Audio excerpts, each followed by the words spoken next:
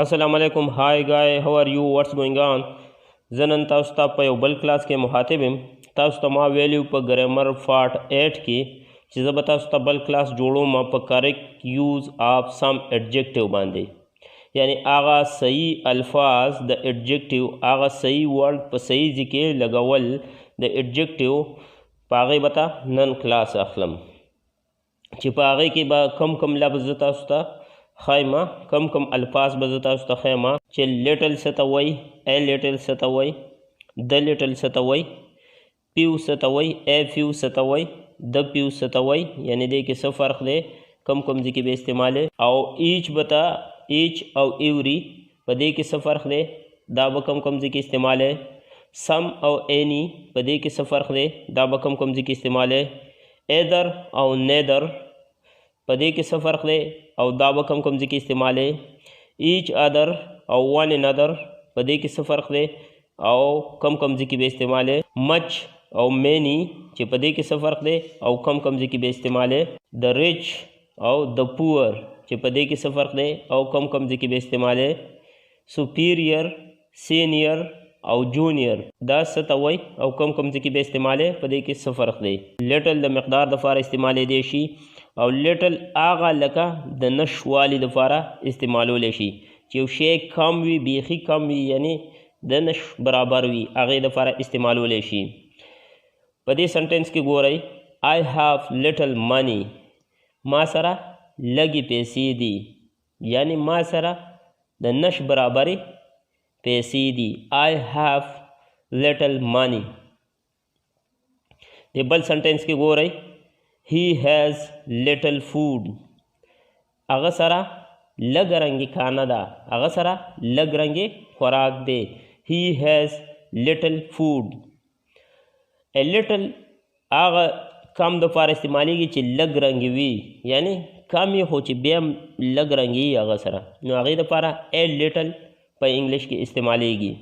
په دې سنټنس کې ورته ګورئ، I have a little milk، ما سره څه پی دي، ما سره لږ رنګې پی دي. I have a little milk، ما سره لږ پی دي، یعنی زما کار کوي د نش برابر نه دي. بل سنټنس کې ګورئ، give me a little water، ماله لږې رنګې اوبه راکړه، لږې رنګې اوبه راکړه، یعنی دومره اوبه کمې مه راکړه چې د نش برابر وي، ماله لږې رنګې اوبه راکړه. give me a little water. د لیټل چې کله تاسو استعمالوئ، دا د نشوالي او د نش نه زیات د دواړو دپاره، د زیاتوالي او د کموالي، یعنی د دواړو دپاره دا استعمالولی شئ. په دې سنټنس کې ورته ګورئ، he ate the little food he had، لږه رنګې خوراک، لږه رنګې کانه هغه سره وه، هغه وخوړله، لږه رنګې کانه هغه سره وه، هغه وخوړله. he ate the little food he had. په بل سنټنس کې ګورئ، I spent the little money I had، لږې رنګې روپۍ ما سره وي، ما ولګولې، لږې رنګې روپۍ ما سره وي، ما ولګولې. I spent the little money، دلته د رالی، the little money I had، لږې رنګې روپۍ ما سره وي، ما ولګولې. ټیک شو. اوس ګورو چې په پیو، پیو او د پیو دې کې څه فرق دی او څه ته وایي او کم کم ځای کې استعمالیږي. پیو د تعداد دپاره استعمالیږي، نو په دې کې ګورئ پیو به څنګه استعمالوئ، یعنی پیو د کم تعداد دپاره به استعمالوئ. په دې سنټنس کې ورته ګورئ،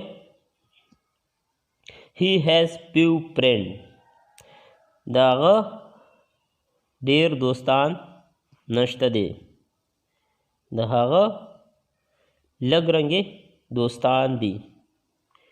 he has few friends، یعنی د هغه ډېر دوستان نشته دی، د هغه لږ رنګې دوستان دي، یعنی لږ دوستان دي. په بل سنټنس کې ورته ګورئ، I have few books، I have few books، ما سره لږ رنګې کتابونه دي، یعنی ما سره کم کتابونه دي. I have few books. A few یعنی کم دپاره دا هم استعمالیږي خو لږ رنګې زیات چې لږ زیات وي بیخي کم نه وي نو هغې دپاره a few استعمالولی شئ په سنټینس کې ورته ګورئ I have a few rupees to buy the books کتابونو اخیستو دپاره ما سره څه روپۍ شته I have a few rupees to buy the books کتابونو اخیستو دپاره ما سره څه روپۍ شته یعنی لږې رنګې روپۍ راسه شته چې کتابونه به پې وشي بل سنټینس کې ورته ګورئ He read a few books هغه څه کتابونه پړاو کړل He read a few books هغه څه کتابونه پړاو کړل د few د کم دپاره او د زیات دپاره د دواړو دپاره تاسو استعمالولی شئ دې مثال کې ورته ګورئ I lost the few pens I had I lost the few pens I had لږ رنګې قلمونه ما سره وو ما نه ورک شو I lost the few pens I had لږ رنګې قلمونه ما سره وو ما نه ورک شول بل سنټینس کې ورته ګورئ He read the few books he could get لږ رنګې کتابونه میلاو شو هغه ته هغه پړاو کړه He read the few books he could get تاسو each او every ته ګورئ چې په دې کې څه فرق دی each د دوو څیزونه یا د دوو نه زیات څیزونه ظاهروي معلوموي لکه تاسو ته په سنټینس کې ګورئ each boy must bring his book هر یو هلک خپل کتاب ضرور راوړئ each boy must bring his book هر یو هلک یعنی دا چې هر څومره هلکان دي نو دی ظاهره کړه چې هر یو هلک خپل کتاب ضرور راوړئ بل سنټینس کې ګورئ each boy was invited each boy was invited هر یو هلک ته دعوت دی each boy was invited هر یو د هر یو دپاره each راغلی دی ها ایوری چې کوم دی هغه د ټولو معنی ورکوي یعنی هر دپاره هم راځي او د نورو دپاره هم راځي په مثال کې ورته ګورئ everyone should work hard هر کس د محنت کوي یعنی هر کس د سخت کار کوي everyone should work hard everyone should work hard هر یو کس دی سخت محنت کوي یا سخت کار دی کوي بل سنټینس کې ورته ګورئ he invited everybody هغه ټولو ته دعوت ورکو ټولو دپاره every راغلی he invited everybody هغه ټولو ته دعوت ورکو اوس تاسو ګورئ په سم او په اینی کې څه فرق دی سم یعنی د زیاتوالي دپاره استعمالیږي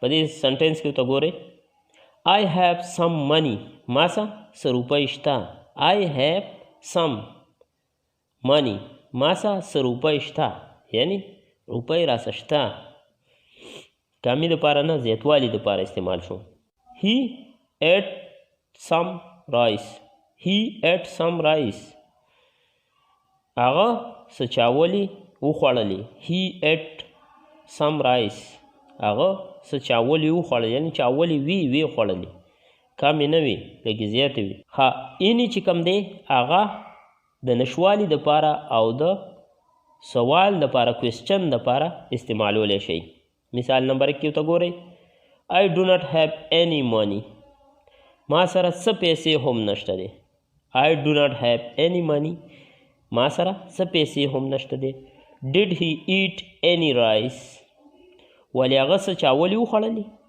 Did he eat any rice سوال ته شوی سوال دپاره استعمال شو ولی هغه څه چاولي وخوړلې ها په ادر او په نیدر کې څه فرق دی ادر په دوو کې د یو دپاره یا د دواړو دپاره تاسو استعمالولی شئ په مثال کې ورته ګورئ either pen will do बस कम यौ पेंची यानी 2 पेन दी, कम यौ पेंची बस चलेगी, car कहीं। Either pen will do. په بل مثال کې ته ګورئ here are trees on either side of the road.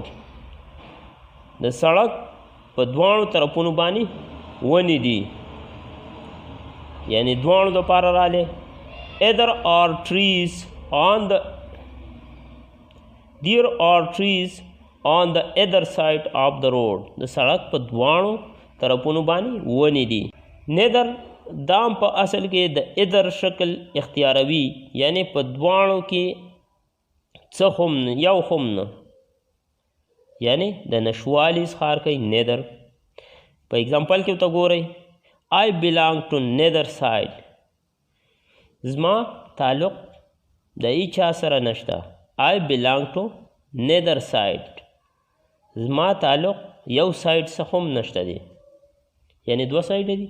په دې کې وایم چې زما یو سایډ څخه هم تعلق نشته دی دواړو کې. I belong to neither side. بل مثال کې ورته ګورئ neither of you can leave. په تاسو کې یو هم نشي تللی، په تاسو کې یو هم چوټي نشي کولی. neither of you can leave. په تاسو کې یو هم چوټي نشي کولی، یعنی دواړه چوټي نشي کولی. بس each other او one another دا وګورئ چې دا څه ته وایي، دې کې څه ډفرنس دی. ایچ ادر په عام طور باندې د دوو دپاره استعمالیږي. مثال کې ورته ګورئ د ټو فرینډس لو ایچ ادر. 2 دوستان د یو بل سره مینه کوي. د ټو فرینډس لو ایچ ادر. 2 دوستان د یو بل سره مینه کوي. مثال نمبر 2 کې ورته ګورئ د ټو بوای هیلپ ایچ ادر. دواړه هلکان د یو بل سره مدد کوي. د ټو بوای هیلپ ایچ ادر. دواړه هلکان د یو بل سره مدد کوي. ون انادر د 2 نه زیاتو دپاره ون انادر استعمالیږي. چې کله 2 سیزونه هغې دپاره ایچ ادر استعمالیږي، کله چې 2 نه زیات هغې دپاره ون انادر استعمالیږي. په مثال کې ورته ګورئ all the student help one another. all the student help one another. ټول طالب علمان د یو بل مدد کوي. all the student help one another. ټول طالب علمان د یو بل مدد کوي. بل سنټنس کې ګورئ the 3 brothers love one another. The 3 brothers love one another. 3 ورونه په خپل منځ کې مینه کوي. The 3 brothers love one another. 3 ورونه په خپل منځ کې مینه کوي یو بل سره. هم مچ او مینې ته ګورئ چې دا څه دپاره استعمالیږي. مچ یعنی د مقدار دپاره استعمالیږي، هغه څیزونو دپاره استعمالیږي چې هغه شمارلی نشي، لکه اوس چینی شوه، اوبه شوې، دا نشي شمارلی، د مقدار دپاره مچ راځي. مثال کې ورته ګورئ he has much sugar. هغه سره ډیره زیاته چینی ده. he has much sugar. هغه سره ډیره زیاته چینی ده. بل اگزامپل کې ورته ګورئ we have much money. موږ سره ډیره زیاتې روپۍ دي. we have much money. موږ سره ډیرې زیاتې روپۍ دي. مینی ته ګورئ مینی د تعداد دپاره چې کوم څیزونه شمارلی شي د هغې د ډیروالي دپاره مینی راځي. په مثال کې ورته ګورئ I have many friends. زما ډیر دوستان دي. I have many friends. زما ډیر دوستان دي. دوستان شمارلی شي نو دې دپاره مینی رالی. که چېرته نه شوې شمارلی بیا به مچ راتلی. بل مثال کې ګورئ she has many dolls. د هغې ډیرې زیاتې ګوډیانې دي. she has many dolls. د هغې ډیرې زیاتې ګوډیانې دي. د ریچ ته ګورئ او د پور ته چې دا څه ته وایي. دواړه دا جمع یعنی زیاتوالی یعنی شتوالي دپاره دواړه تاسو دا استعمالولی شئ. مثال کې ورته ګورئ we should help the poor. منګه د غریبانانو مدد کوو. منګه د غریبانانو مدد کوو ضرور. we should help the poor. منګه د غریبانانو مدد ضرور کوو. the rich must pay the tax. The rich must pay the tax. مالدار خلک به ضرور ټیکس ورکوي. The rich must pay the tax. مالدار خلک به ضرور ټیکس ورکوي. اوس ګورو سپیریئر او سینیئر او جونیئر. د دې دغه کوو چې دا څه دپاره استعمالیږي. کله چې سینیئر، سپیریئر یا جونیئر راشي نو هغې استعمال چې موږ په انګلیش په سنټینس کې کوو نو ټو به منځ کې لګو، دین به نه لګو. ګورئ ورته هی از جونیئر ټو می، هغه د معنا کم درجې والا دی. جونیئر کم درجې ته وایي.